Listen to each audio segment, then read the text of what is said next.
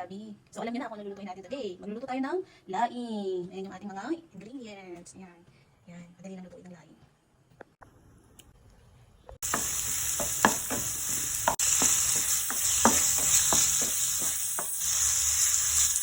Ayan, nilagay ko na rin yung bacon for kahitong.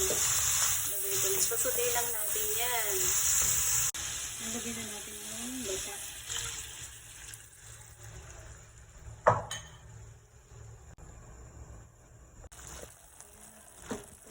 Ating laing. Pagdadrayan ko na lang siya ng konti.